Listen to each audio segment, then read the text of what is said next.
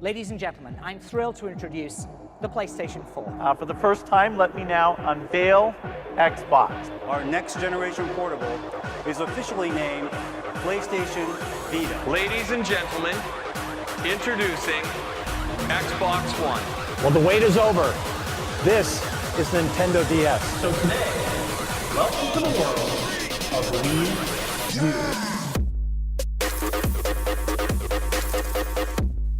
Hello and welcome to episode 19 of the 411, folks.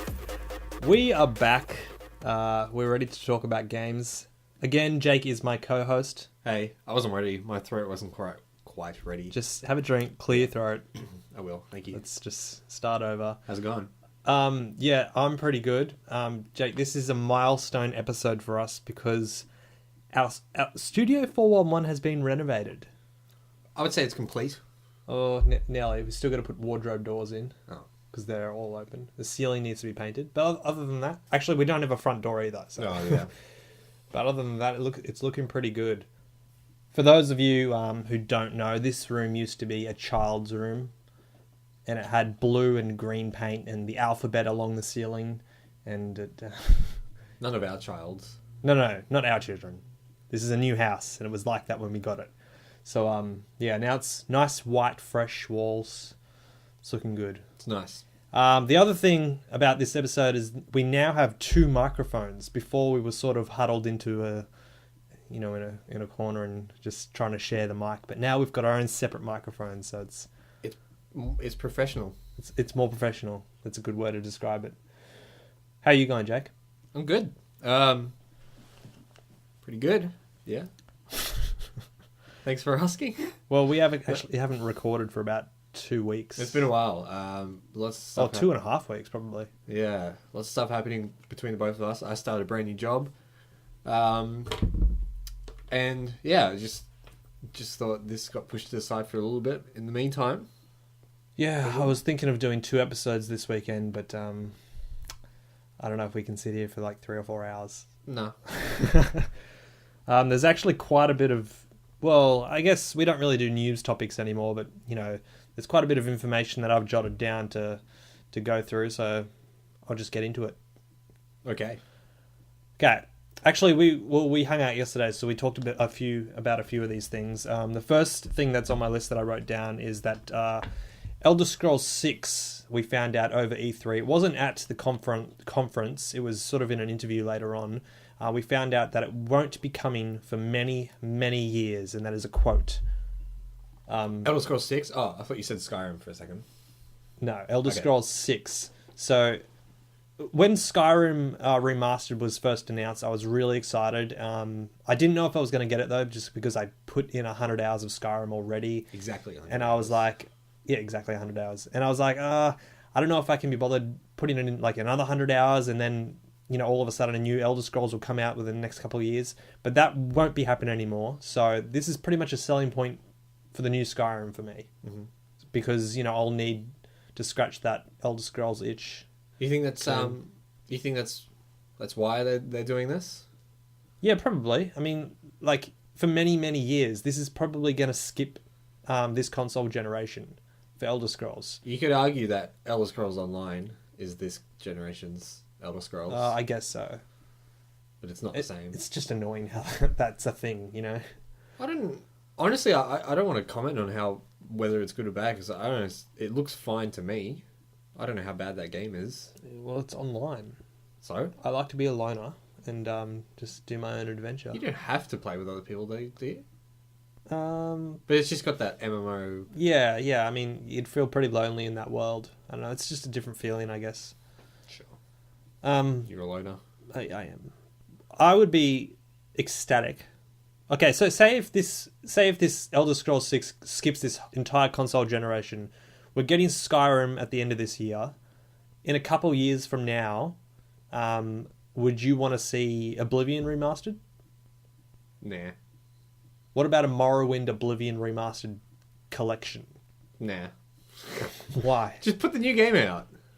No, but it's not going to happen for many, many years. And the reason... Sorry, I didn't actually say what the reason was. The reason is because Bethesda Studios is working on a new IP. It's not Fallout, and it's not Elder Scrolls. It's something new. So that is pretty exciting. So we're going to get something in the same style of game as Fallout and Skyrim, but it won't be one of those games. So we'll still get to play something similar to that. Hopefully on a new engine, maybe, because Fallout looks pretty dated. As you saw yesterday, you put it on yesterday. Yeah, I put it on for the very first time in probably since last year. No, I remember the last time I played it was actually in January. Okay. I was like recovering from like an operation or something. I thought, and I had like a whole week off work or something. I thought, yes, this is perfect time to finish Fallout. You were actually surprised at how many hours you put into that when we checked your hour count. But I think that's a case of what I did last night. Actually, was just paused it for about an hour. Yeah, well, just talking. Yeah, that adds it up. So my playtime on the Xbox dashboard says 20. Or it said 23 hours. It's probably now 25 or something. Yeah, because it said 23 hours on your Xbox, but on the game it said 13 hours. Yeah. So you had 10 hours of just nothing. Something really interesting that I was watching when I was watching gameplay from Forza Horizon 3. This is one of our sort of, pretty high up there games from E3. Forza Horizon 2, you've played. Awesome graphics.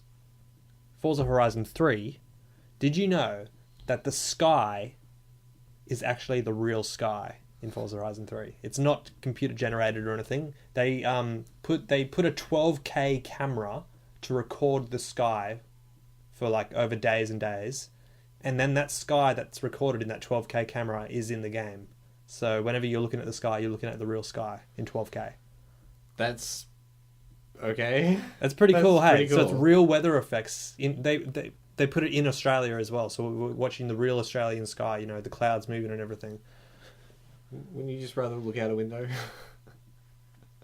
You're playing a game, okay? Just making more realistic. Do you think if they never had said that, you wouldn't have noticed? No, I probably wouldn't have noticed. Because, sky in these games, it looks pretty realistic anyway. Yeah. I reckon it's going to look more fake just because it is real. You know how sometimes it looks that way? Yeah. I had that way when... I remember one of the very first Blu-rays I watched, and it was a remaster of re-HDify of The Matrix. Oh, yeah. Yeah, and then so when they convert things from old movies to HD Blu-ray or whatever, they obviously up the frame rate. And then watching a movie like that where you've watched it before in the past and then watching it again with a better frame rate, it was just really jarring. But I didn't know how to explain the frame rate. It was just, it just looked fake, even though it looked better. Yeah. It's strange. I remember years ago when we were playing a car racing game on the original Xbox. What car racing game did we have? It was like a rally sport thing. Rally Sport Challenge? No, it was kind of like... Project Gotham? It was like you had a career mode where you were talking... You were in your caravan and everything. Was this Xbox 360? I don't know. It was either one, right? And I remember our mum came in and saw what we were playing, right? And she was like, "Oh my god, it looks so real. Like it looks like you're actually watching just this on TV." And this was like original Xbox days. Wasn't Dirt original? No, Dirt? I don't think. Maybe it was original Dirt. That was 360. But anyway, like sort of that's how when those games were coming out back then, we were thinking, "Wow, these graphics are amazing." It just goes to show how realistic these things are actually going to get. Like one day, do you actually see, us playing a game and it's real life capture? Ooh. So we've got a sky that's real life capture. I mean, I don't know any other game that has anything close to that. So we've got the sky. Maybe next time it could be literally, you're in a field, which is the real life field. That's a bit scary. It's a bit weird. It is scary to think about. Yeah, I mean, you can. It's already kind of happening with they've got actors. Yeah. Doing the real proper actors coming in, and I don't like that one bit, but that's the way it's going. People just want more realistic things. Yeah. But yeah.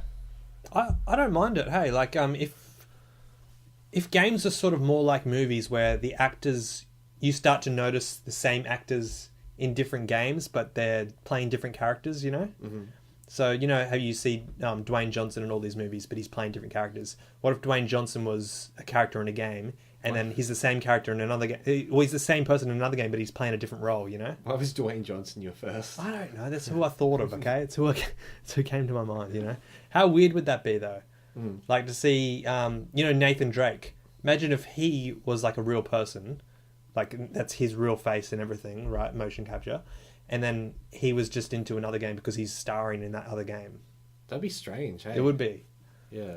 I've always thought about that with sort of cartoons. You know how people do the Oscars and the Golden Globes?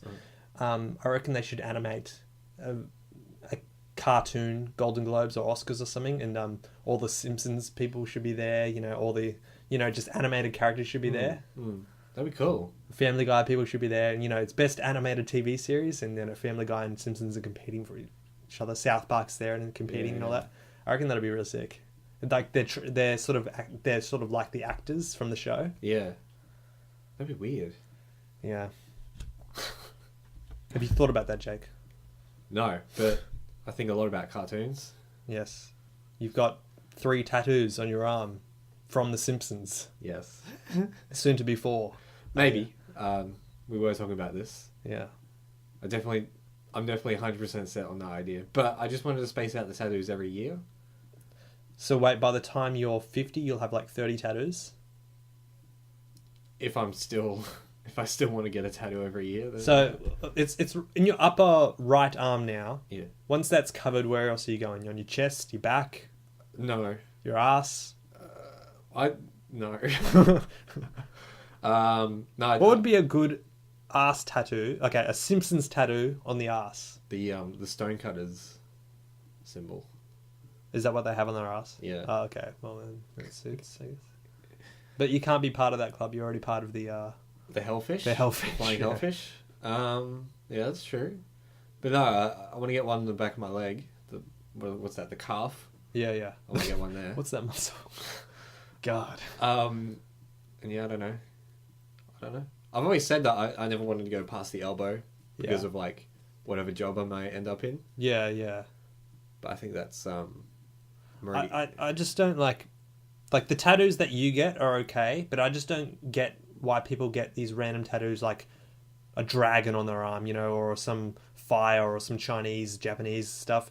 Yeah. That they just think it looks cool or whatever. I don't know. You know what I mean? Like the stuff that you're getting, it means something to you, whereas some dude would randomly just get a dragon breathing fire because that looks cool. But for them it probably means something. I doubt it. This means courage.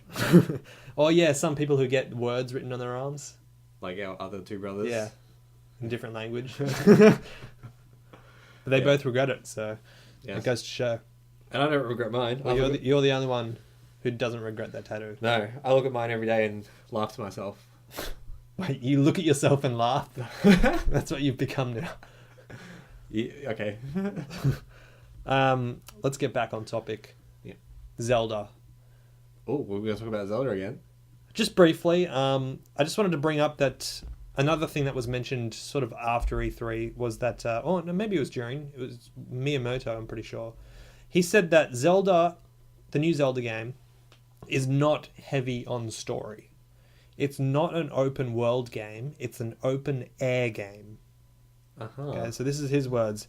He said it's about the world, not just exploring the world like a normal open world would do, like Skyrim. It's there to explore.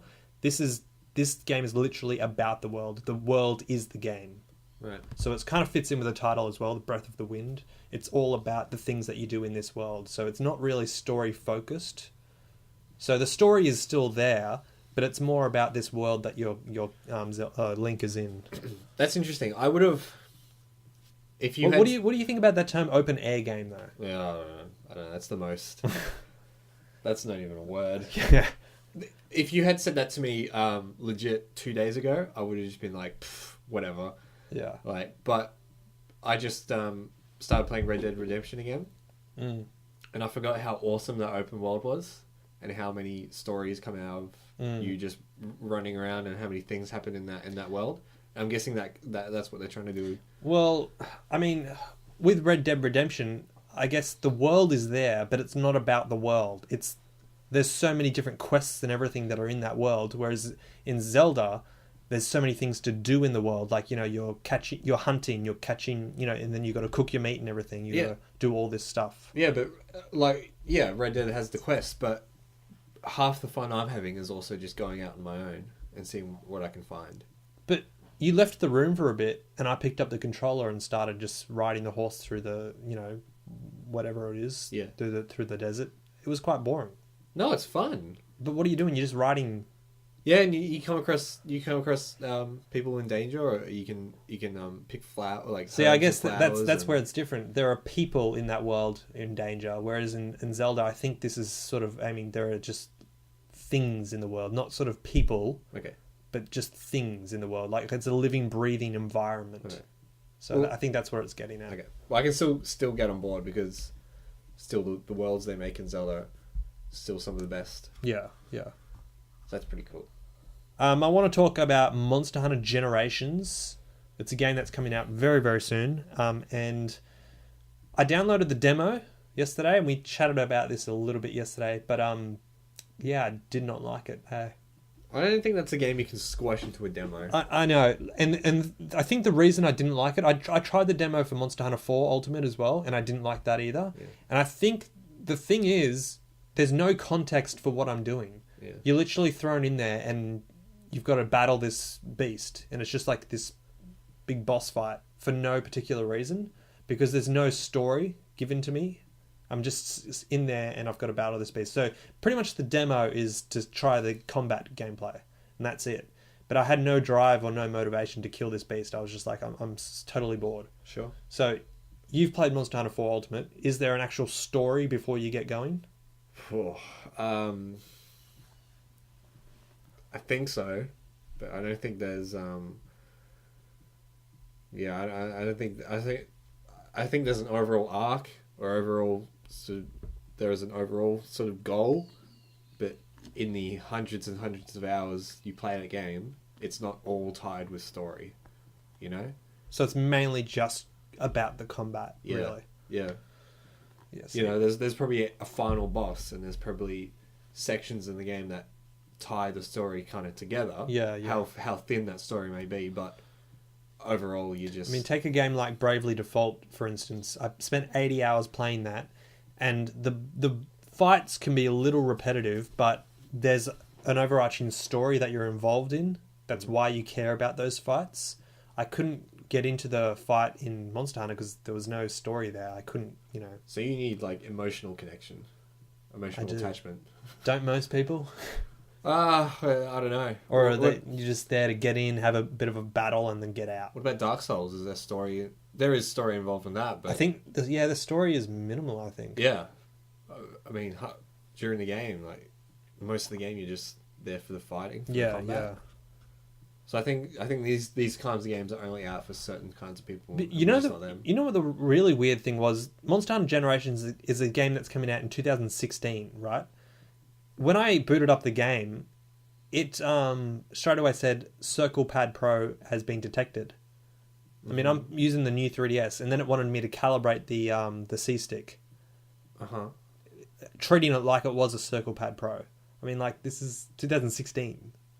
I don't get it. Wait, what? You know the Circle Pad Pro? It's the thing that you connect to an original DS, so you can have that extra stick if you don't have the new 3DS. I thought the Circle Pad Pro was... Oh. You know what I mean? Oh, I get you, because with the C stick. Yes. Yeah. Okay. Because the original 3DS doesn't have that stick. Got it. Anyway, why couldn't just detect that I was using a new 3DS and not a Circle Pad Pro? I don't know, Scott. I don't know. Ask the Japanese people who made it. I just found it very strange. Continuing with our Monster Hunter conversation here. Monster Hunter Stories. There's good news, Jake. It's coming out in Japan very, very soon. Still no word on a Western release, but there have been 6 new amiibo that have been announced with the release. So is that the good news? That is the good news, because if there's amiibo coming out for it, I mean, that must mean they're considering this a huge sort of game. big enough maybe to give it a Western release. Sure. Because I'm wanting that Western release. Yeah. I want that. So, but yeah, 6 amiibo with it. One of them's a cat, and the other 5 are like some dude on a monster, because you get to tame the monsters or whatever in Monster Hunter Stories. Cats are cool. But October 8 is the release for Japan. Mm-hmm. Don Bradman's 17. Okay, this was one of my most anticipated games for 2016, and it gets to stay on my list because it actually comes out at the end of this year. Wow. November, December, sometime around there. So, but the reason I bring this up is because True Blue just announced that this will be the first ever cricket game to have female cricket players. And 3 people cheer. No, the entire women community cheer for this, Jake. The entire women sporting community will cheer for this. Mm-hmm. I think FIFA was the first actual sporting game to include, women in an actual sporting game. So, really, well, that was FIFA 16. They had. I don't think that was the first to have women. No, that could be right. What about like golf games? Isn't there women golfers and stuff? Well, we've played Tiger Woods. Was there women golfers? I don't know. I just thought it was a big deal with FIFA because they included specific the leagues and teams. Well, Don Bradman's doing that as well, so looking forward to it. Also, they've announced that this game will be working on a new engine. Wow. I know you're not excited for it, Jake, but at least show me the respect and be excited for me. At least one person's excited, right? I'll kill you one day. Pikmin 4. We haven't heard about that in a while. But the good news is it's still happening. Miyamoto was talking about Pikmin 4 and... Okay, there's a few strange things that occurred when he was talking about Pikmin 4, okay? He said that at the beginning when they announced Pikmin 4, it wasn't a high priority to get this game done because there was too much other stuff going on with Nintendo. When was this announced? Like mid last year? Yeah, it seems about last year. So too much other stuff going on. It wasn't a high priority. But now they're getting to the stage where it is a priority. So they're working on it. But when this game was announced, it was said that it was almost completed as well. So they really haven't been doing anything until now to get it up to board. And also another thing was that he said that the Pikmin team that work on these Pikmin games, they're always working on the new Pikmin game. So after Pikmin 1 was released, they were straight away working on Pikmin 2, which was released pretty much soon after. Then there was like this 10-year gap. Uh-huh. And then Pikmin 3 came out, and now Pikmin 4 is going to come out. So what was they doing in the 10 years? Making Pikmin 3? Oh, I don't know. It's just all very confusing. But good news is Pikmin 4 is still happening. Still have no news on what console it's coming out, though. Wii U or 3DS or NX. I say NX because you can tell he said, this was first mentioned more than a year ago. Yeah. And he says it wasn't a priority. It's ever coming closer to the launch of the NX, and he says they want to get it. They need to get it finished. I say it's a launch title. Yeah. Which, if we confirm it's a launch title just here right now, that means you've already got Zelda and Just Dance as your 3 launch games so far. I don't know. Just Dance. Woo. Woo. But so Zelda and Pikmin 4, that's a pretty good lineup already, don't you think? Yeah, in terms of top Nintendo properties, Pikmin's up there. Me personally, I can't see the appeal on it. Maybe I need a new Pikmin game because I only played the first Pikmin. Yeah, it was ages ago, and I just didn't get it. I always remember that the very first time Pikmin was announced, it was at a conference where they were announcing the GameCube as well, and they announced Luigi's Mansion and everything. So Luigi's Mansion was first up, and everyone was cheering and all that. And then Pikmin, they had this 10-minute video of Pikmin, and there was silence. And afterwards, you could pretty much tell everyone was like, "What the fuck?" And I think I've said this before, but the guy came out and said, "It may look strange now, but I bet you thought Pokemon was strange when you first heard of Pokemon." It's true. That's a good point. Yeah. I mean, Pikmin never really took off like Pokemon, but maybe it's known. Maybe they want it to. Maybe there's because I've never seen or heard Pikmin to be the Mario or the Zelda. Yeah. Or the Metroid. Maybe they're making it, trying it to. If it's a launch title, I'd maybe Yeah. probably try it out. Are you getting NX on launch no matter what? I think so. Oh, maybe it depends on the price.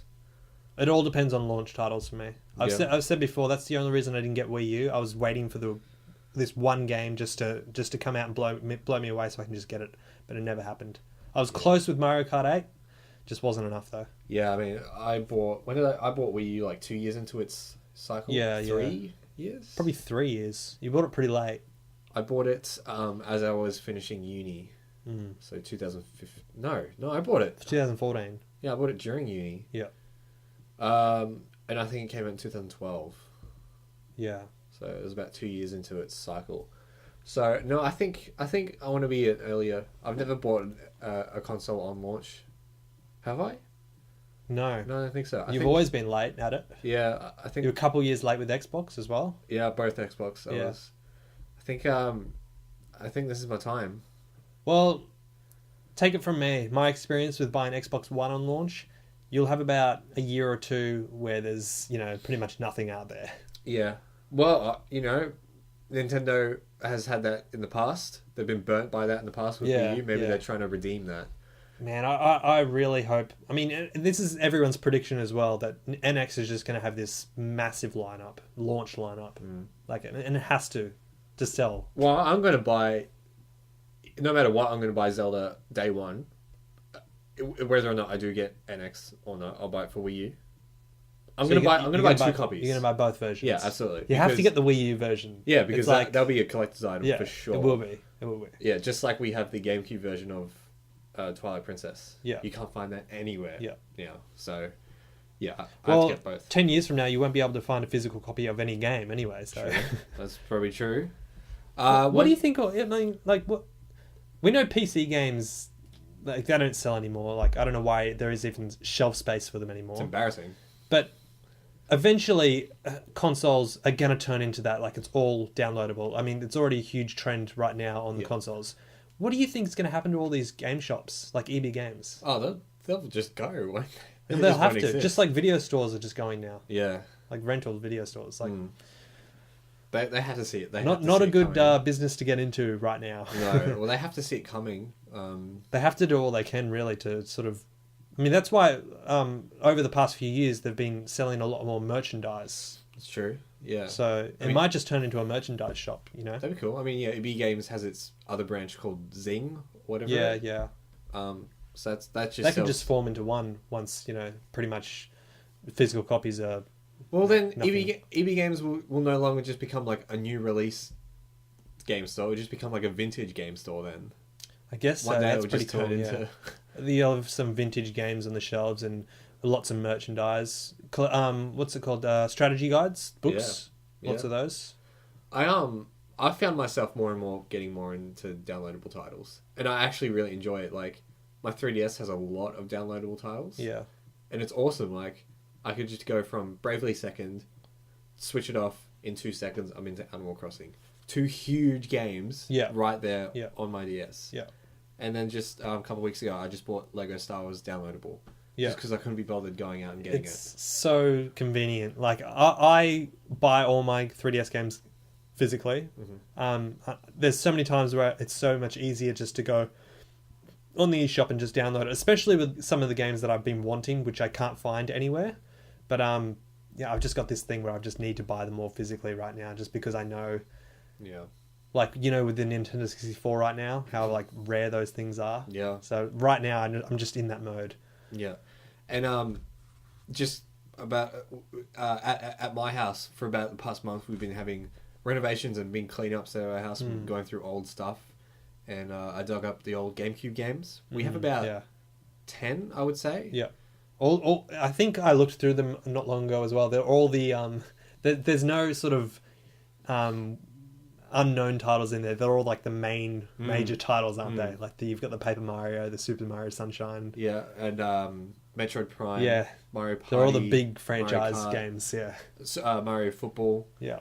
Strikers. Yeah. We had the best GameCube games. Yeah.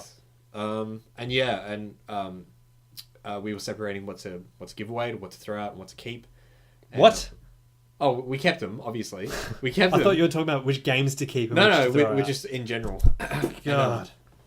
And then Mum was doing it, and then I come along and said, and pointed at the GameCube games, and I said, keep them. And Mum was like, okay. And then like a couple minutes later, our other brother came along. He's like, what are you doing with the GameCube games? What are you doing? Keep them. What the fuck? Yeah. And so. Oh no, I've given her the stern warning as well. Anytime you come across games, do not throw them. Because she sold all our, or didn't sell them, just she gave away all our Nintendo 64 stuff. Yeah. Our games, our console. Yeah. Gave them to the, what's it called? The salvos or whatever, the Red Cross. The people who need things. You don't need a Nintendo. You need clothes. I'll give you that. You need some food and water. Not Nintendo 64 games, okay? Yeah. Well, when we were doing our last cleanup, all our original Xbox games and old 360 games all got put out into the garage in the big cupboard. Yeah. And I went out there a couple of days ago to fetch Red Dead Redemption, and all the games are in this dusty cobwebbed cupboard, and they're all surviving the elements of the weather, and it's not good in there. Those poor guys. Yeah. Not long ago they were just on our shelves. They were the items on show. Now they're just in a cupboard. Yeah. So yeah, as you can see behind me, my wall is filled with my PS3 games. Yes. And they will never come off the wall. Some good ones in there. As the years go by, they become more vintage. Well, they're the ones who survived your culling process as well. I know. Actually, I was going to make it a topic for this show, but I'm going to make it for the next episode. It's going to be all about sort of games that we've traded in. Okay. And I actually made a list last night, and there were 33 games. How can you remember that? I looked through the list of PS3 games, and Oh, okay. just every time one came up, I just remembered, I used to play that. That's good. I'll do that too. That's a good point. Yeah, do it. So do it with all your 360 games. And I trade. Because I traded all mine in when I. That's right, you did. Wow. Okay, cool. Yeah, we'll go through that list next episode. But speaking of, we were just speaking of the Nintendo 3DS. Speaking of the handheld consoles, Jake, a new patent. Is that what you call it? Patent or patent? I would say patent. Patent was handed in by Nintendo for a new, design of a handheld system. But obviously, they do this all the time. It doesn't really mean anything, but it could be, it could mean something. You never know. Anyway, this one kind of looks like a PS Vita kind of thing. It wasn't a flip design. It was just sort of this handheld. It was a rectangle. It didn't have curved edges or anything. It was a proper rectangle with a screen. It had all the 3DS buttons, the proper buttons and everything. No extra buttons. It looked very, very thin. And the main feature that it had on it, which isn't present in the 3DS, is a vibration. Uh-huh. So it's like it can vibrate. So I read this too, and the thing I got from it actually, what I read was that it actually seemed like the buttons and the joystick are detachable. Oh. So it looks just like a phone screen, like touchpad, and then you can attach it, the buttons on the right hand side and the joystick on the left. Could this be just you buy the parts to connect to your phone? That'd be pretty cool. No? But that means they'll just go mobile with all their games. No. Well, no. I don't know. I don't know. You don't know What much, about do you think it's a good idea to get rid of the two screens, like the or at least yeah, the I mean thing? they've had the dual screen since 2004, so maybe it's time for something new. And I've always been a fan of what the PS Vita looks like. It's a really good looking console. The only thing I don't like about that is it's so vulnerable. I know, yeah, I love closing the screen because it's protected. Yeah, but with this new thing, I don't know. Yeah, that's a little bit of a worry. With one screen as well, maybe it'll keep costs down as well, so it might be a lot cheaper. I mean, like the Nintendo 2DS is like more than half the price of 3DS. Yeah. No, the other way around. 3DS is more than half the price than 2DS. Sorry, yeah. You know what you know what I mean, though. Can we, on the topic of Nintendo Mobile, I downloaded Pokemon Go. Oh, yes. I wanted to chat a little bit about it. It's very fun, but I can see myself just... I don't care about this anymore in a couple days to weeks.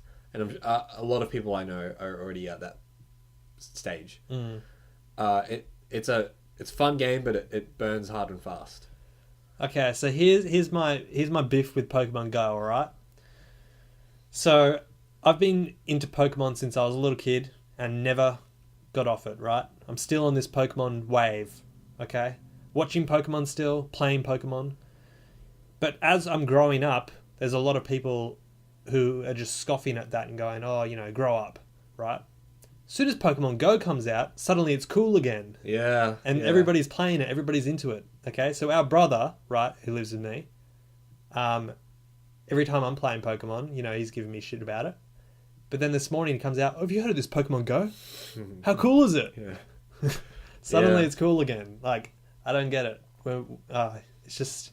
when it's like, this sort of indie band or whatever, and you're the only one who knows it and you like it, but then suddenly they become popular and everyone's talking about it? Scott, you're a hipster. I guess so. Not really, it's Pokemon. You're a Pokemon hipster. Yeah, no, I know what you mean. All these loser friends. Like, it's so popular right now. Everybody's doing it. That's all I see over Facebook and Twitter. I went to JB Hi-Fi the other day and bought the new season of Pokemon, and the guy there goes, "Have you played the new Pokemon Go yet?" I'm like, "No." It's just, everybody knows about it, Yeah. I don't have Facebook, but is it all over your page? All over your wall? I was just about to say, like, all my loser high school friends who, again, if I try and talk to them about Pokemon, like, "What the hell are you talking about?" Yeah. And they're just posting screenshots from it, and And the main thing is that all the Pokemon are from first generation, so people our age know all the Pokemon, even if they haven't followed it since. So that's the smartest thing about it. It gets everybody back into it. That was, I think, a very good choice. Yeah. For at least the beginning version of Pokemon Go. So yeah, with my experiences, at least with it, I've gone for a few walks around my house. It's pretty minimal, the amount of Pokemon I can get in my area. You really need to hit... Isn't it just Zubat all the time? So many Zubats. Can't take any more Zubats. But, the Pokemon sort of live in the places that they're used to, so maybe your place, is good for bats or whatever. Maybe. But and then you were actually true when you were saying water-type Pokemon live around water. Because you went to your pool? No, not the pool. As I take a walk, we've got this kind of residential golf course near our place called Emerald Lakes, and that's got big lakes and swamps and stuff. So as I was getting close to that, I was finding Poliwags and Staryus. And you laughed at me when I said that. I know. You were like, "Oh yeah, that's funny, Scott." I didn't make the connection. I'm like, "Oh, okay." It's true. Yeah, it's true. So grass Pokemon will be, in the grass and everything. Exactly. Yeah. So what I want to do now, next day I have off, I want to try and go into a more populated area, like a city or a CBD or something, and see what I can find. Because I haven't even come across a gym yet, or a Pokemon. Yeah. The landmarks they make. And the way you evolve your Pokemon, you've got to catch multiple versions of that Pokemon, or multiple. Just catch that Pokemon over and over again. Yeah. And is it true that at certain times of the day you can only catch certain Pokemon? Like, I mean, probably at night time. That's how. It works. Again, our brother Mitchell, asshole, wanker. So many words to describe him. He said his friend went out for a drive at 2 a.m. last night just to catch a Pokemon. Yeah. Yeah. I mean, it's really cool how it's just Pokemon is still such a worldwide phenomenon. Yeah. Even after all this time, it can still yeah. get everyone. And I thought the coolest thing was that yesterday when I was just about to go out for my walk, I was like to my dad, I was like, hey, I'm just going out for a walk to catch some Pokemon. He's like, what? it should be this, like, I mean, you shouldn't go straight for that, you know, it should be this thing that eases in, you know, and then it'll make more sense later on. But yeah, that's what it's going to be like eventually. Like, if people really stick with this and get into it, it's just going to be a thing that they do. Like, they go out for a run with their phones to catch Pokemon. Right, that's cool. Like, I've been more motivated now to go outside of the house. Yeah. And do, which is hard to do. I'm scared though. I don't want it to take off, and like it's taken off already, but I don't want it to make it this huge phenomenon. Because what will happen to the normal Pokemon games? You know? No, I would hope at least that these are two separate things, because they're so different experiences. Pokemon Go is so minimal in the things you can do. Yeah, it's just the same thing over and over. Whereas the DS main franchise Pokemon games they're just getting built. Yeah, they're just getting huge now. So yeah, I mean, well, because these Pokemon handheld games are the only hope, like the only hope that I see for a new handheld system that we're getting. You know, because what other games are there that will convince Nintendo to release a new handheld, even though handhelds are dying? You know, it's Pokemon. Yeah, I guess you're true. I guess that's right. I guess because everything else can just go to the main console, but Pokemon has to stay handheld. I would say Animal Crossing needs to stay a handheld. But Animal Crossing has been on a home console before. It has been, but it's most popular on. Yeah. handheld. Everybody, it makes sense to stay on the handheld. Yeah. So I guess Animal Crossing, Fire Emblem as well is another one that Yeah. it's a really good handheld. Yeah, one. Fire I mean, Emblem- they're even going with both of those now mobile, Yeah. on the mobile. That's true. So they see it as well that it shouldn't be back on the home consoles again. So I mean, yeah, there's 3 franchises. That's true, and I mean Zelda always has its handheld kind of games, spin-off-ish titles. I don't know. Before we get into the meat of the show, there's just one more little topic that I'd like to mention is that the Xbox Ultimate Game Sale is on right now. A lot of huge deals. Pretty much the same games from the last sale are on sale again. And the games that I wanted, I've already downloaded from the last sale, so there's nothing really else I want. We were both looking at Diablo 3. We've always wanted to play that. Yeah. But, I don't know. It's still a little bit expensive, I think. I know a lot of them, like the 50-60% off, they're still like $40, you know, because Yeah. they were $100. So yeah, still a bit pricey. But there are some really good deals though. There are. Yeah. So let's get into the show, shall we? Can I bring up something else? Okay, fine, Jake. I mean, we're 40 minutes in. Usually Wow. we talk for half an hour, then get into it, but 40 Yeah. minutes. No, just quickly. All right. Just as we're recording, that Summer Games Done Quick thing Yeah. is That's pretty right. much wrapping up right about now. Which I didn't know about until yesterday. Thanks for telling me. Thanks. That's you for not having social media. It's true. Yeah. It's true. But yeah, I've pretty much been watching it all week at work. Just had my minimized little window at the bottom of my screen. Watching it all week. It's been really cool. You see the same stuff as usual every single year, being speed run. Yeah, same games all the time, hey? Yeah, but it's always still cool to see it. I wouldn't say I couldn't say what my favorite has been because I haven't really been paying as much attention. But as I was just coming over here to record, they just surpassed $1 million Oh, nice. of donations. So that's pretty sweet. And yeah, that's it. Cool. I'll have to wait till next year then, won't I? Well, no, they do that. They do summer games in America summer, and then Yeah. they do just the normal one during their winter. So they're 2 a year. Okay. Fine. So That's all right. I think in January or something they'll do it. It's again. basically all Nintendo, isn't it? No, actually, Oh, really? no. It's probably like The only stuff I saw was Nintendo then. no, it's probably like. Did they 30. do Super Mario 64? Yeah, they did Super Mario 64 DS, and then they just hit a donation goal just as they were about to wrap up. They're going to do a 4-player 64 race. Cool. So that'd be cool. All right. I'm going to ask you some would you rather questions, Jake. Okay. This segment is back.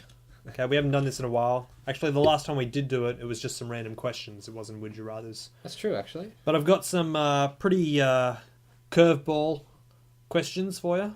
Yep. First one. Would you rather a Theatre Rhythm Pokemon game or a Theatre Rhythm Mario game? Pokemon. What about all those classic Mario tunes? Yeah. The little I know about Theaterism, it would work better with Pokemon. Right? Better? What do you mean? Why would it work better? Just the way you play the game.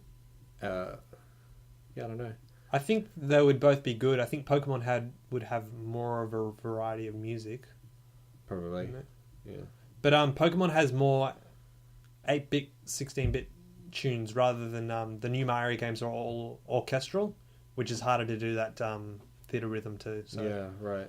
But, Pokemon music is better anyway. Yes. Ooh, what about Galaxy music? Ooh, that is my favorite video game music. Nah, Pokemon still beats it. Yeah, I'd rather sit down and listen to Pokemon tunes. Hey? Mm. Yeah. All right. Would you rather a new Simpsons hit and run game in the style of that game? So or a new Simpsons game in a style of something we haven't seen yet. Because really, we've seen Road Rage, we've seen Hit and Run, we've seen the Simpsons game, which is sort of this, generic video game kind of thing. Something new or another Hit and Run? Side topic. Is Simpsons game backwards compatible with Xbox One? No idea. I need to check that. Well, I mean, Simpsons Hit and Run is my favorite video game of all time. It's like, that is big. Yeah, it's my favorite. It's the best. No, I want to see another Hit and Run. They can bring that back, and they've got. They can just the Hit and Run was a pretty. It wasn't a small game, but it reused a lot. It reused like 3 maps, 3 locations. Yeah. During like it was in the day, then it was in the night, kind of thing. Back then, I don't know. There were big locations. I don't know what it looks like now. But no, yeah, for then it was. It was a big open world, Yeah. But I just think they can just double, even triple that game. Yeah, they could do so much with that. Yeah, just like in the way that what they're doing with the South Park games now. Yeah, it's so based on South Park lore, and like you have to be a South Park fan to enjoy it. But because like the game actually looks like you're watching South Park as well. How good would it be if they did that with the Simpsons, that actual cartoon graphics? Because in the past Simpsons games, they've tried to sort of computer generate it. Well, plus it's in 3D, and Simpsons isn't in 3D. Yeah, exactly. Yeah. Whereas South Park is all 2D. Yeah. So I wonder how they can't really do that. 3D, but the same animation, not like computer generated. Yeah, would be difficult, but that would be tough. No, yeah, bring back Hit and Run. Yeah. I wonder when the next time I'll get to play Simpsons Hit and Run will be. I'll have to dig up my old 3. I don't have the 360 anymore, do I? Do I? Did I keep it? Isn't it an original Xbox game? Yeah, but it's you can play all Xbox games on 360. On the 360, okay. I absolutely did keep my 360, so I'll have to. Are you sure? No, I did. It's in my drawer. I know where it is. Because you still got 360 games. A couple, yeah, maybe less than 10. Man, your list is going to be long of traded in games. Yeah, and I was tempted just to I've got 3 Borderlands games. Yeah. 360 games. I don't need them anymore because I have a handsome collection. Well, you got to keep the first one though. Oh, that's true. Plus, it wouldn't be. I'd get like $5 for them. Yeah, exactly. What's the point? Keep them. I'll just keep them. Yeah. Would you rather an open world ocean game, so you're in the ocean, maybe as a fish or something, who knows? All right. Or an open world sky game, so you can travel the skies? Probably the sky. I typically hate games based in water. Based in or around water. Yeah, but this is actually in the ocean. Yeah. So I hate games when you're swimming as well and you're out of breath and you know whatever. But this will be in the ocean, so you know. Kind of like Echo the Dolphin. Kind of, but remember that game? But better. No, the sky for sure. Well, that's where we differ. I'd definitely rather ocean, to explore the ocean, the coral reef. That's funny, isn't it? Because, say Zelda, I prefer Skyward Sword over Wind Waker. Wind Waker, you're in the ocean. Skyward Sword, you're in the... Really? Yes. So, I don't know. I just find water annoying. We're getting deep on this show. And that new Dragon Quest, that new old Dragon Quest game that's coming out, it's based around like harbour towns and yeah, and apparently, well, the one that's already come out. What's that called? What's come out? The expansion, the harbour one. Oh no, I said Dragon. What did I say? I said Dragon Quest. You mean Fallout? Yeah, Fallout. That Far Harbour. Yeah, Far Harbour. Yeah. Apparently that's where like the radiation is really high in that. Oh. Like wherever you go in that. That's going to be so annoying. I know. Yeah, I thought you was talking about Fallout. Yeah. No, but that new Dragon Quest game. Yeah. All right. There are 2 games you're playing at the moment: Red Dead Redemption and Fallout 4. What would you rather play right now? Red Dead Redemption. Ooh. What did you play last night? Red Dead. I told you to play Fallout. Yeah, but I fell asleep too early, unfortunately. I was really tired. Wait, what time did you fall asleep? It's probably about 10:30. Oh, I was up till midnight. I was going to text you asking what you're playing. I'm glad you didn't. Yeah, lucky. And then I was playing a lot of Red Dead this morning. So I think I'm like 28% complete or something. It's pretty good. Yeah. After one day. Yeah. It's an awesome game. Nice. And I remember the first time I picked it up was you just come over and I was just finished installing it, and I asked you, was Red Dead as good as everyone said it is? Yeah. You know, when people say it's one of the best games ever made. Yeah. It's 10s or 9.8s or whatever. Yeah. And then I asked you, is it really as good as it was? I can't really remember it. Yeah. Yeah, it's pretty. I was looking at it and it looks better than what I remember. Mm. I wanted to play it when you were playing it. You know, it was kind of got me back into it a little. Well, you've got your PS3 set up in here, don't you? I do. I could play it right now. It's, you know. I suggest you do. Yeah. It's an awesome. I don't know. I've been really craving to play Mass Effect, but I don't have the original Mass Effect, so. You don't need to play the original Mass Effect. I want to. Ugh. Last question. Would you rather a remastered version of Red Dead Revolver or Gun? Gun. Have you played Red Dead Revolver? No. So that's why I'm saying Gun. Fair enough. Do you remember what Gun was? Yeah. It was a pretty good Western game. Pretty good Western game. I can't really remember it. I know Mitchell used to play it, didn't he? I think he 100%ed it as well. Wow. I'm pretty sure. But, Have we still got it?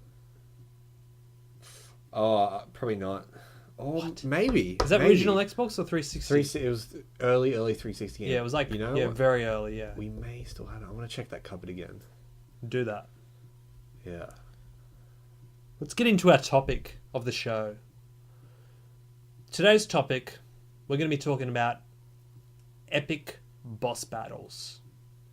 Now, let me just begin. In E3, we saw some epic boss battles. Epic.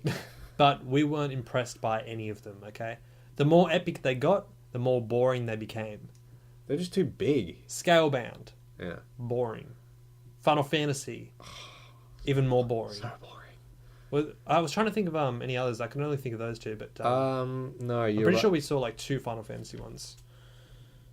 But seriously, like they like ruined the games. Yeah. Like there was, like I was saying with Monster Hunter, you know, there was no sort of. It was just watching combat. It wasn't sort of any emotional involvement or anything.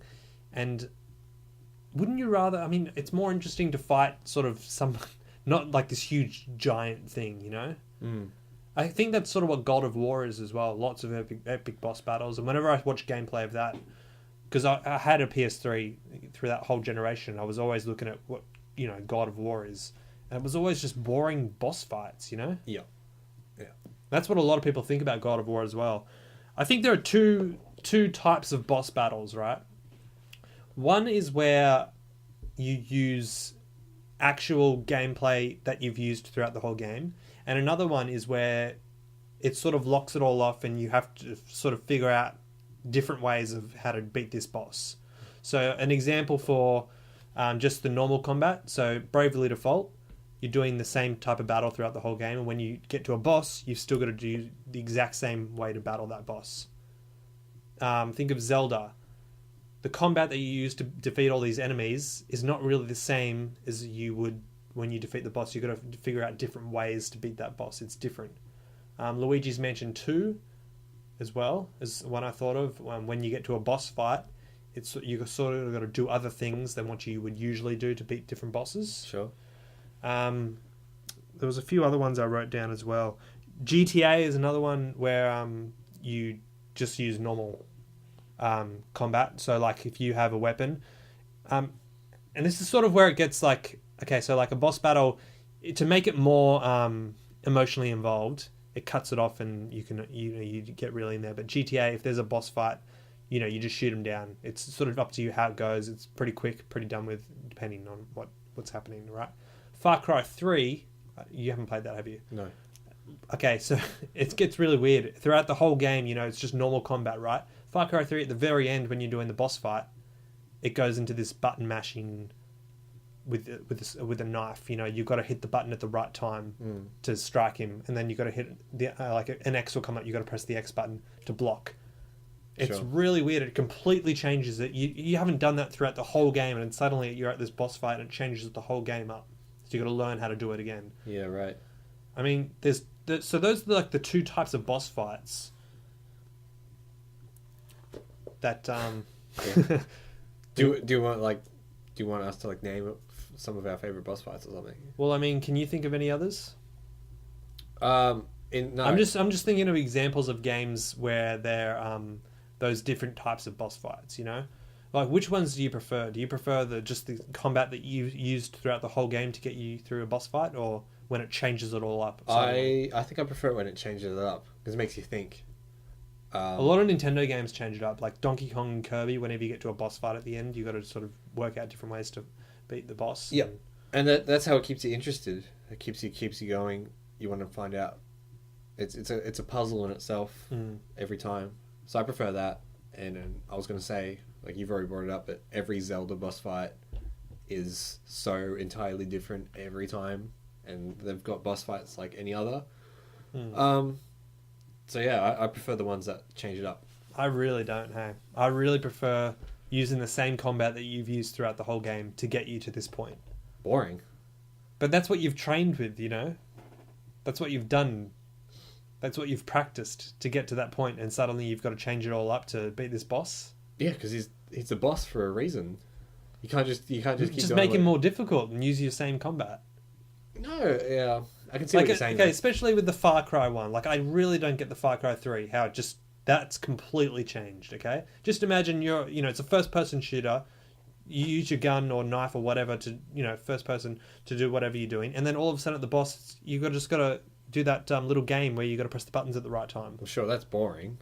That's they do it like that. But something as engaging as a Kirby or a Luigi's Mansion, where it's got all the solutions are right there in front of you, and in your equipment or whatever, and you just need to figure out how you do it.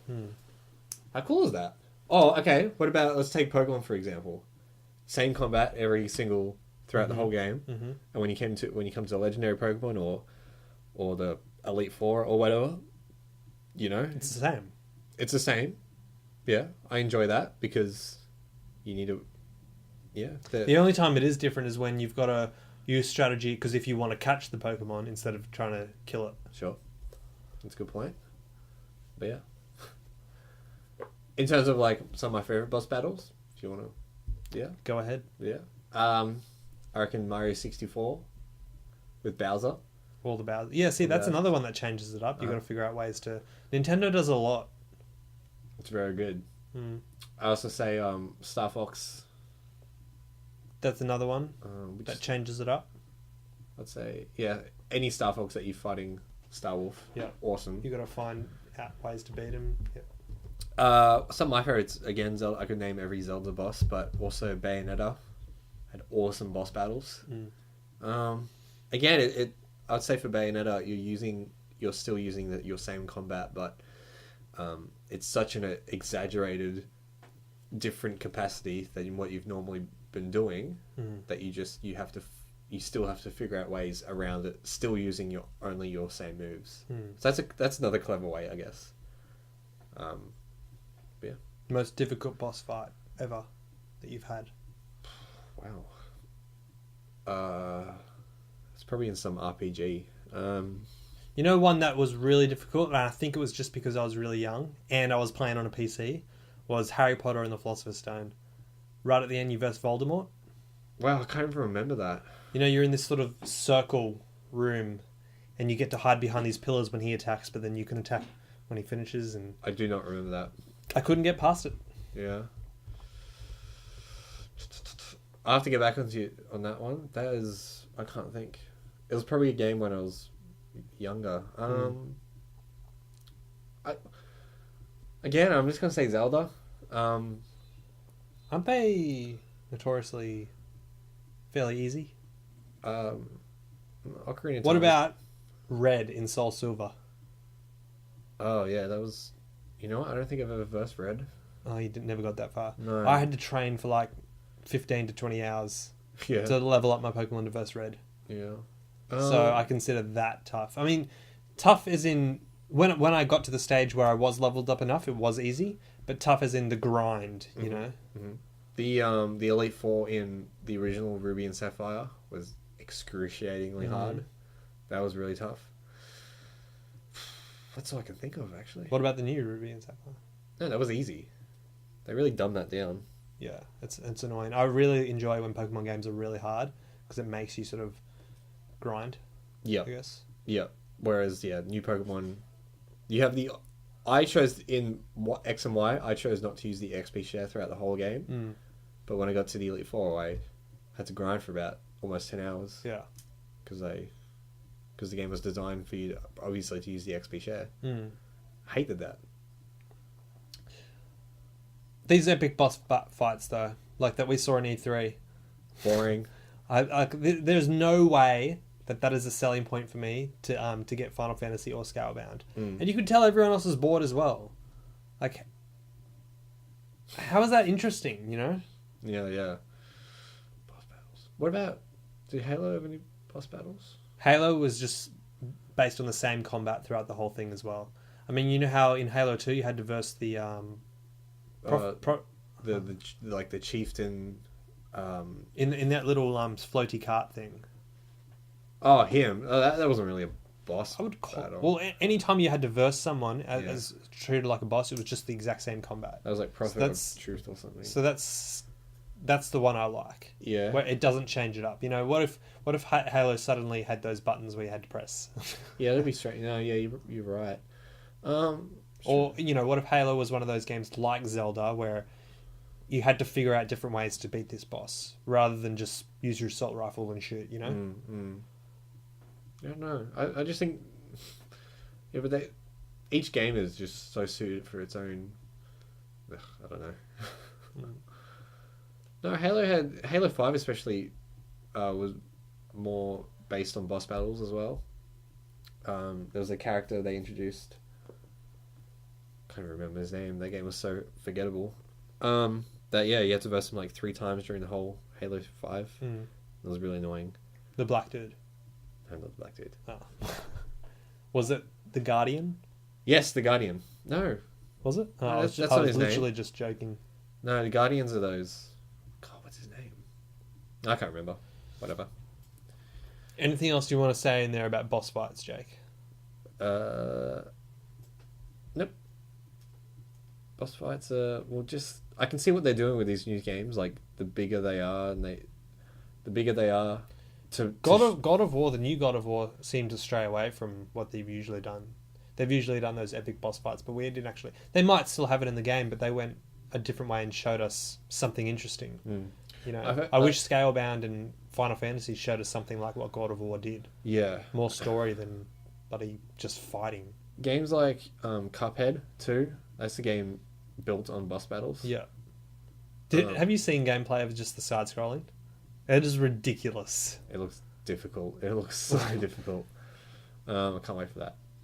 I want to... Maybe Bioshock Infinite had a really good boss battle too. That's about it. I don't know.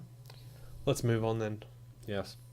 This is a new segment that I'm gonna be introducing right now, Jake. And you just surprising me like this? I'm surprising. I'm putting you on the spot.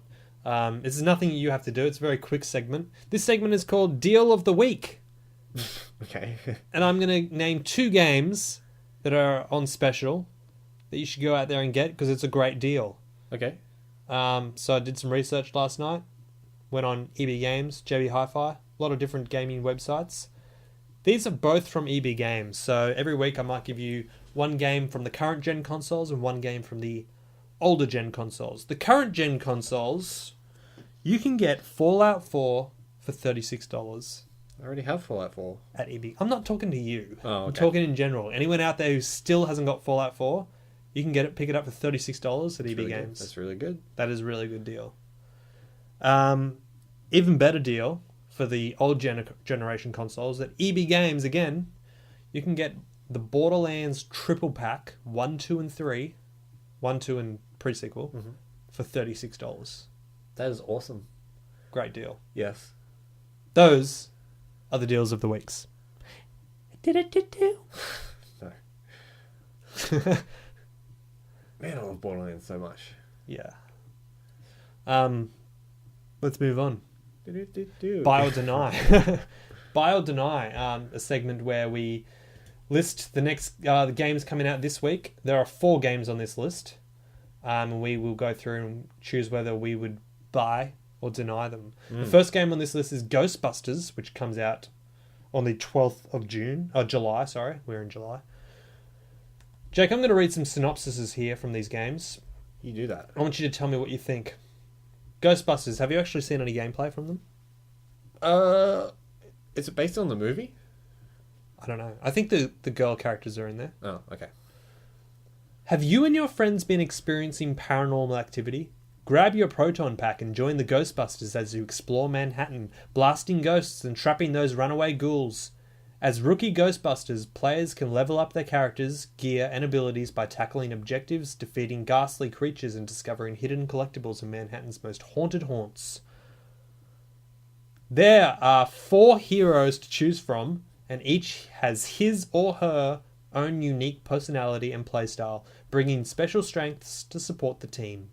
Uh-huh. So it looks as if it's not going to be based on the movie. Sure. Looks as if you might create your own character, maybe. Definitely RPG elements, leveling up and everything. You are a rookie Ghostbusters. Sounds pretty cool. Haven't seen any gameplay or anything. It kind of just popped up in there. No one really heard about it. It's out in 2 days. Cool. Well, it's good.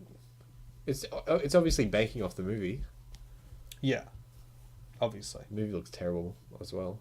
Could be one of those games that was rushed out as well to fit inside with the timeline of the movie. Yeah.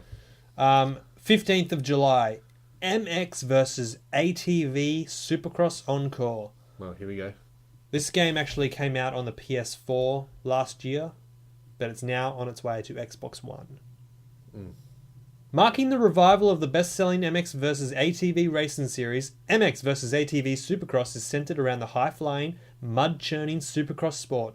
Rip, jump, and scrub your way on more than 30 tracks and try to cross the finish line first against more than 60 official riders to attain all that motocross glory. Choose between bikes or ATVs, multiple game modes including career, single races, free ride, and online multiplayer events with up to 12 players. Perform amazing tricks to impress your fans or just whip over jumps to finish the race first. Customize your rider with items from numerous licensed motocross companies to kick up dirt and dust on your way to victory. The MX vs. ATV Supercross Edition adds to the racing excitement with 12 outdoor national tracks and 2 open world environments from the hit game MX vs. ATV Alive, free ride and waypoint racing, and brand new and updated 2015 apparel. Yep, that's a game. Buy or deny? Deny. Did you not hear that it had 30 tracks? I heard that you could whip and scrub. Some good verbs that they've chosen there. That's some excellent That's some excellent PR they did. 2 3DS games that are on their way, coming out on the 16th of July. This is all Australian dates, by the way. Pal. We're Australian. Monster Hunter Generations is the most customizable Monster Hunter experience to date, featuring a blend of brand new areas and monsters and returning fan favorites that have been updated and adapted to the newest generation of gameplay. Monster Hunter Generations introduces new gameplay mechanics, including styles and hunter arts. Including styles and hunter arts. Styles with the capital S. That can further refine a very personalized playstyle, mount monsters from mid-air using the aerial style, or make the most out of the advantageous hunter arts abilities with striker style. Hunter arts are visually striking, indispensable combat skills and power-ups that hunters using any style or weapon can equip. Along the hunter's journey, players must defend each of the game's 4 villages from new major threats, the Fated Four. With hundreds of quests in store, there are tons of challenges to tackle in a solo adventure, and also via local or online play with up to 3 other hunters. You have a nice voice for reading, Scott. I appreciate that. Buy or deny? Yeah, probably deny at this point. I know like 3 friends who are also buying it. 3 friends. I know 3 other people who are going to buy it as well, so maybe... I mean, I could play with them, I guess. But they're really into it, and I have no idea. Yeah, there's too many games to sort of put much time into that. Disney Art Academy. In the Disney Art Academy game, discover your inner artist to capture the stunning visuals of over 80 Disney and Pixar characters. With advice and lessons inspired by Disney art and Pixar animations, learn to use a bundle of different drawing tools to create Elsa and Olaf from Disney Frozen, characters from Disney Inside Out, Mickey Mouse, and more. Even share your creations with friends. Start out as a beginner artist and graduate to advanced art lessons as you'll learn how to draw beloved characters from Disney and Pixar. It's a typo. With tools like paintbrushes, markers, and pastels, young aspiring artists will learn the basics of combining simple shapes and colouring to superior techniques like shading, blah blah blah blah blah blah blah. This is very good for a 5-year-old girl. You'll be very popular if you get this for a young female. Disney's not... What was the other Art Academy game? Was that Pokemon? It was a Pokemon one, yeah. Okay, so just sort of gone downhill since then. Disney. Olaf and... Elsa. Yeah. Miiverse. So, 4 new games coming this week, and all 4 denied. Yes. Yeah, so nothing really interesting there. I feel like something else was coming out this week. Never mind. Jake, why don't you research the games then, from now on? No, I just keep letting you do it. Okay, I've probably missed 1 or 2, but you know how it goes. Okay, let's move on to our last... just closing that. Let's move on to our last segment, the NOS Shuffle. This is where we shuffle a list of 100 games from our past that we've played, and we talk about whichever one comes up. We go down memory lane and discuss our feelings, emotional attachments with this game. So emotional. The number that we've shuffled previously was 67, and let's check out what that game is. Skate 2. Oh, wow, you'll be on this one. Yeah, well, did you play it? A little bit. Just, I'll let you talk about it. You let me do the talking. Just let me get a drink of water first, because I've just been reading and been doing a lot of talking. Right. Well, while you drink... Thank you. God. What I played from this game was just how badly I can crash. And... Oh, that's right. Just trying to rack up that money, whatever it was, as much money damage as possible. That's pretty cool. Yeah. It's like the medical bill or something. Yeah, that's it. And it showed the bone damage, the structural bone damage that you got. Yeah, it was really cool. It was I forgot which sort of city it was based in. San Francisco? Maybe. But whatever it was a really cool city. Is this Skate 2 we're talking about? Yes, this is Skate 2. Okay. Not Skate 3. Yeah, because I had Skate 3. Yeah. So originally I got Skate 2 pretty early on when I first got my PS3. And we were really impressed with the graphics back then. I didn't play it for a long time because I traded it in. But then both of us got Skate 3. And by the time we got Skate 3, the graphics were pretty bad. Right. I remembered Skate 2 having really good graphics, but when I saw Skate 3, it was kind of bad. So I don't really want to see what Skate 2 looks like now, because it kind of destroyed my memories. Fair enough, yeah. But yeah, I spent a lot of time. It was a very difficult game, and so was Skate 3. Like they're a difficult game, because I came into Skate 2 after having played lots of Tony Hawk, and it's not like Tony Hawk at all. You can't get away with that. Skate 3 was more lenient than Skate 2. And I hate to think what Skate was like, but it's a hardcore skating game.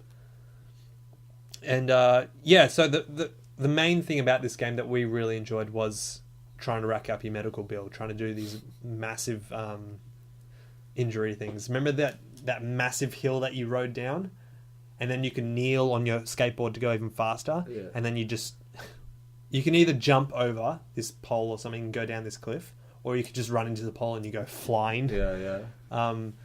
But yeah, it was sick. Or sometimes you'd be going so fast down a hill and a car would just run into you and you'd just get smashed. Like, you get T-boned by the car. Yeah. Some cool crashes. I mean, that's what I miss about, Burnout games as well. Just making those huge crashes. Yes, that's pretty much what I use Skate for. When I first started playing Skate 2, I took it really seriously. Trying to do all these really cool skate moves and all that, and I'd spend lots of time practicing the same move over and over again. I find a spot and try to do this move, but it just became very monotonous, very difficult. I just couldn't do it, And I don't know if it was in Skate 2, but Skate 3 had this thing where if you wherever you were where you wanted to start your trick, you press a button and then that's where you spawn every time you press a button. That's in Skate 3 as well. Yeah, no, that wasn't Skate 3. I don't know if it was in Skate 2. Oh. Because I remember in Skate 2, whenever I'd stuff up a trick, I'd have to try and get back to where I was. No, I'm pretty sure it was Skate 2. It must have been, but I was just a dumbass and just didn't use it. Yeah.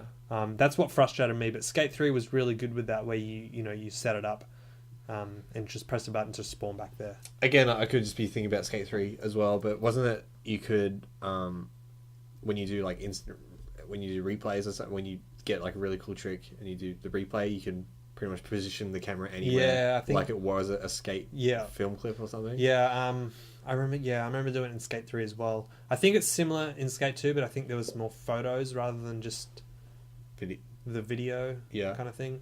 There's lots of editing devices on that as well. It was pretty cool. I mean, this is why we need a Skate 4, because those games are dated now. Yeah.